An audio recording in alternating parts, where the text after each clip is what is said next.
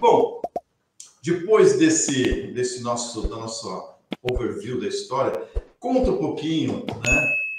Agora falando desse livro aqui, né? Por que você escreveu esse livro e o que te levou, né? Eu sei que você teve um percalço na vida aí muito sério, que a gente conversou muito, né? Eu acho que todo mundo no mundo tem ou você tem alguém muito próximo, ou você mesmo já passou por um momento de depressão, né? Que é muito forte, que a gente não entende. A gente conversou muito, né? Eu contei um pouquinho do meu filho e tal, acho que também rolou isso, mas graças a Deus saiu. E conta, porque isso é muito importante. A gente tem um monte de ouvinte aqui que são psicólogas, pedagogas, né? Tem muita gente que mexe com gente, trabalha saúde emocional. Então, Sandro, eu acho o seguinte, para você escrever uma biografia, agora parar de dar risada, né? Fala de assunto sério, essas coisas você faz muito bem. Você separa daqui e coloca de cá, então cada coisa na sua caixinha. Quando você vai contar a sua história, eu só compreendo que uma pessoa escreva a sua própria história se for para agregar alguma coisa à vida de alguém, tá? Se for simplesmente para contar por vaidade, é melhor que nem comece a escrever, porque não tem sentido, né? Quando eu decidi escrever Da Coroa ao Cajado, foi justamente para contar essa história minha de superação. O que aconteceu comigo? Eu tive depressão durante 6 anos, tentei suicídio 3 vezes. Caramba! Tive todas as doenças emocionais decorrentes da depressão, eu conheci, vivi, experimentei, enfrentei e saí da depressão sozinha. Por quê? Por que nasceu o livro Da Coroa ao Cajado? O subtítulo dele é Espiritualidade na Cura da Depressão. Quando a gente fala de espiritualidade, não é espiritismo, tá, gente? Espiritismo é uma religião. Espiritualidade é a sua essência, é o seu propósito de vida, é o que você veio fazer aqui como um ser espiritual vivendo uma experiência material. Ou seja, a minha história, o meu Maktub, o livro da vida, está no meu DNA espiritual. Ou seja, em tudo aquilo que eu vim fazer, o sentido que tem da Jaqueline estar aqui, que eu estava brincando, né, que no começo eu não sabia o que eu tinha vindo fazer aqui, hoje eu já sei muito bem o que eu vim fazer aqui. Mas eu precisei passar por várias situações que foram de enfrentamento e de superação, para entender o que eu vim fazer aqui e começar a ter um norte, dar um norte na minha vida, na minha existência, né? Porque ser uma mulher que aos 60 anos ainda é considerada uma mulher, né, bem apresentável, eu gosto do que eu olho no espelho, não posso ser também... Gostamos! O Brasil gosta, já tem... Eu não posso mentir, né? Eu olho para o espelho e eu gosto do que eu vejo. No seu tempo, né? Hoje, como uma mulher madura, eu me acho uma mulher interessante, me considero uma mulher inteligente, me considero uma mulher capaz e vivida e madura. Então, ou seja, para chegar nesse ponto de maturidade e poder contar uma história, eu precisei aprender ao longo do tempo muita coisa. Isso realmente aconteceu. Então, quando às vezes eu falo, tem um título de beleza, não olha o título de beleza. Olha quem é a Jaqueline, a história que a Jaqueline conta. A história que eu conto, ela é muito mais bonita do que isso daqui que eu apresento. Entendeu? Então, o que a gente tem, né? Hoje em dia, quando fala de espiritualidade, não é trabalhar o ter, é trabalhar o ser. Quem eu sou, o que eu represento, e não o que eu tenho. Né? O que eu posso mostrar? Não é isso para mim que vale. É quem eu sou, né? E o que eu trago para a vida, para as outras pessoas. Então, isso é espiritualidade. E a espiritualidade, ela está diretamente envolvida com os caminhos, com as escolhas. Então, quando a gente pensa... Até todo mundo sabe disso, né? Cada plantio, uma colheita, né? Uhum. A que se faz, é que se paga, né? Você joga lá na frente, você recebe de volta. É a lei da atração, né? Da ação e da reação. E é assim que funciona. Então, as nossas escolhas são determinadas, o que a gente vive é determinado pelas nossas escolhas. E as escolhas que eu fiz foram escolhas que me fizeram enfrentar doenças emocionais. Quando eu entendi, que eu percebi que aquelas escolhas eram escolhas erradas, eu tentei consertar.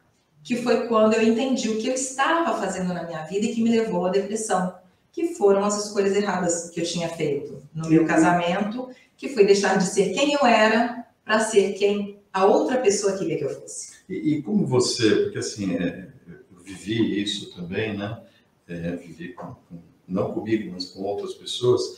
A gente não entende que é uma doença. Né? No começo a gente acha que pô, é frescura, preconceito, não sei o que, galera. Então, até você se chegar num ponto que fala assim, puxa vida, eu estou com depressão, é um caminho difícil, né? Difícil.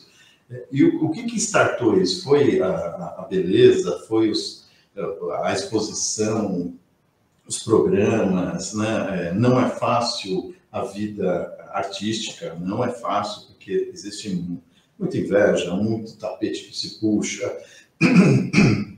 A gente tem que viver sempre na berlinda, né? Sempre o outro fala, peraí, será que é verdade? Será que não é verdade? Né? Nesse nosso meio... Existem muitos riscos, né? Existem muitos riscos. Fazer escolha para evitar esses riscos. E naquela época, então, que era a época das drogas, né? Eu não vivi lá, né? Mas eu vi aquele mundo de coisa acontecendo. Não, eu também não fazia parte desse mundo, né? Mas esse mundo existia. Sim. Existia muito perto de mim, mas não, na verdade, assim, não teve nada a ver. Eu, na década de 80, fui uma das mulheres mais fotografadas daquela época. Eu sempre falo isso porque realmente hoje, quando você olha um comercial de televisão, você não vê tanta modelos em vários comerciais ao mesmo tempo. Teve um final de ano, no final de 89, eu tinha 10 comerciais no ar, na época de Natal. Então, e assim, muitas capas de revistas. Então, naquela época, realmente, eu tinha muita visibilidade. Minha carreira estava em ascensão. Foi a época do grafite também, que eu também fiz eu tinha um programa com a Cid Fontenelle, que era Mulher 90. Então, eu fazia muita coisa. Mas o problema todo não foi o ostracismo. Todo mundo me pergunta, porque você saiu, você largou a carreira, que você teve depressão? Não, eu larguei minha carreira quando eu fiquei grávida da minha filha, da minha primeira filha, né, que ela nasceu em 1989. Não, é a mesma idade que eu. Associei, né? Então, eu parei de trabalhar ali, mas eu só fui desenvolver depressão em 2002.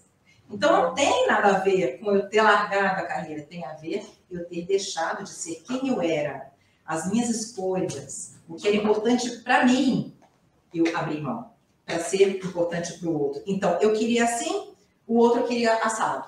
Então, eu falava, não, vai ser do meu jeito. E eu não, tudo bem. Por quê? Porque na minha cabeça, o que eu queria? Ter um casamento estável, ter os meus filhos, eu queria casar, eu não queria que os meus filhos fossem filhos de pais separados como eu sou. Então, na minha cabeça, eu criei um mundo ideal, um mundo de fantasia. Só que esse mundo de fantasia ele nunca existiu, existiu só na minha cabeça. E começou a me frustrar porque eu criei um mundo de fantasia, só que eu vivia no mundo real. Então, eu comecei a viver uma relação tóxica, altamente tóxica, com violência psicológica, entendeu? Tinham lá as minhas questões bem pesadas que eu tinha que enfrentar, mas aí eu preferia ficar calada porque eu falei, bom, pelos meus filhos, né, pelo meu casamento e tal, só que é de tanto engolir e nunca falar, não, chega, parou, daqui você não passa mais, foi justamente porque eu não criei esse obstáculo e que eu não me respeitei, que eu permiti que o outro pegasse o leme do meu barco e conduzisse para onde ele quisesse, entendeu? Então eu ia navegar, eu estava à deriva, totalmente à deriva. Quando eu entendi o que eu estava fazendo comigo, foi quando o bicho pegou.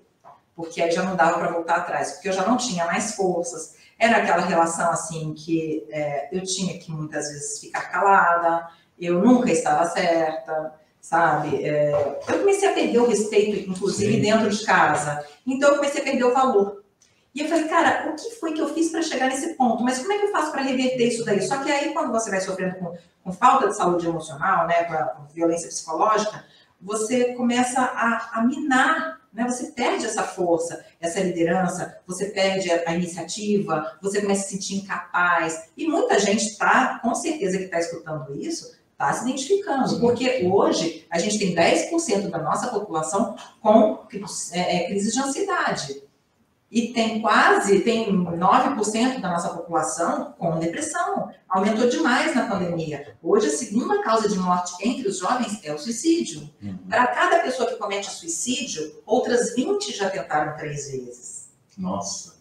E a gente tem mais de 1 milhão de pessoas por ano que cometem suicídio no mundo. Então, aqui no Brasil, 52 pessoas, foi registrado agora, antes da pandemia eram 42 pessoas por dia, depois da pandemia, 52 pessoas por dia são registradas com morte por suicídio. Ah, é verdade. E é uma coisa, até a gente estava conversando por telefone, eu contei que eu tinha um grande amigo meu, que até era um jornalista também, super, eu dei uma entrevista para ele e tal, não sei o quê, e o cara que eu encontrava, sempre sorrindo, sempre não sei o quê, e ele se suicidou, sabe? Do nada. Porque é uma assim. doença silenciosa. Exato. Minhas amigas não sabiam que eu tinha depressão. E eu, olha, pra você ter uma ideia, eu sofri tanto com essa doença, mas tanto foram 6 anos. Teve uma época que eu passei, durante esses 6 anos, tá tudo isso aí no livro. Por isso que eu te falei, só vai escrever o livro se for para uma história que vai ajudar a vida de outra pessoa. Porque simplesmente contar por contar não vale a pena. Eu tinha, dentro desses 6 anos de doença, eu tive, durante 2 anos, eu tive enxaquecas. Eu costumo falar que 25 horas por dia e 8 dias por semana. Caramba. A enxaqueca era enxaqueca mesmo, que eu tomava remédio para enxaqueca, eu virava uma dor de cabeça forte, mas eu não conseguia me livrar daquilo. Nossa. Tamanha era o meu processo de autodestruição.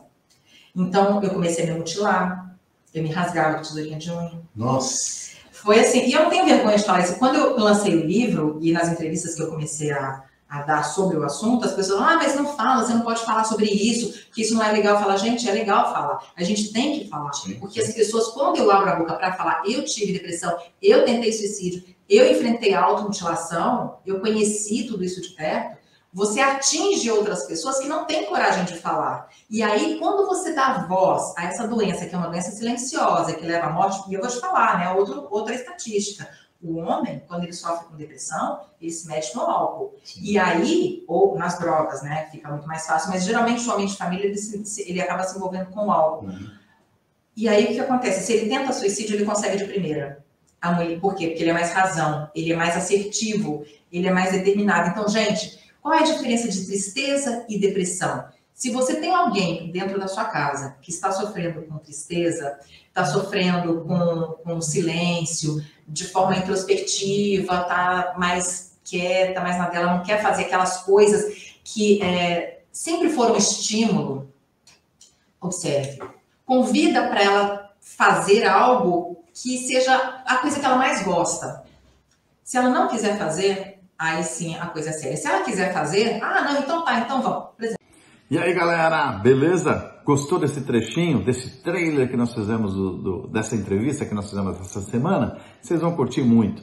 Vai no canal, né? Se você curtiu esse trechinho, vai no canal, vai ter o vídeo inteiro lá e diversas outras entrevistas. Clique, assistam, compartilhe, se inscrevam e é isso aí. Nós estamos aí para apreciar, para contar as histórias desses vários empresários brasileiros, esses vários artistas, esses vários jogadores, atletas. Então, o que a gente quer realmente é trazer uma diversão e trazer conhecimento para vocês.